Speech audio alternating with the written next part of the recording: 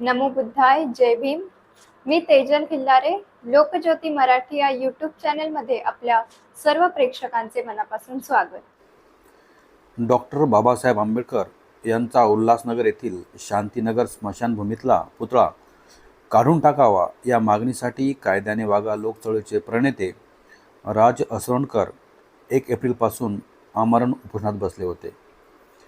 खरं तर पुतळा हे प्रेरणेचे प्रतीक असते, परंतु एखादा पुतळा उभारून द्वेषसुद्धा कसा व्यक्त करता येतो हे या पुतळ्यावरून लक्षात येते.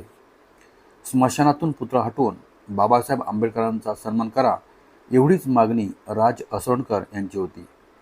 कोणत्याही प्रशासकीय परवानगीशिवाय पुतळा उभारला आहे. 8 महिन्यापासून राज असोळणकर सनदशीर मार्गाने प्रयत्न करत होते. शेवटी त्यांनी प्रशासन दाद देत नाही म्हणून आपल्या आमरण उपोषणाला सुरुवात केली.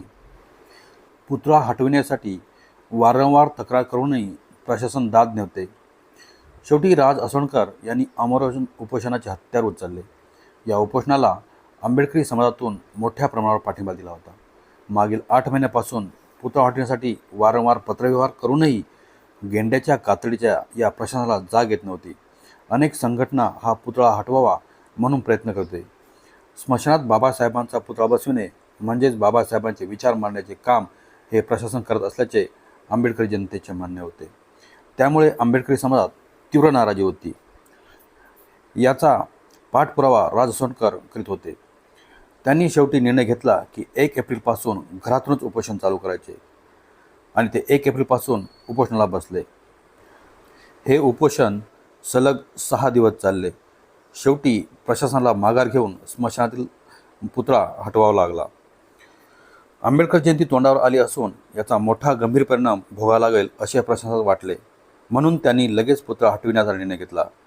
तहसीलदार, महापौर, स्थानिक आमदार, सर्वपक्षीय पदाधिकारी, अनेक नगरसेवकांच्या उपस्थितीत राज असोळणकर यांनी उपोषण सोडले. हा विजय आंबेडकर जनतेचा असल्याचे मत त्यांनी यावेळी मांडले.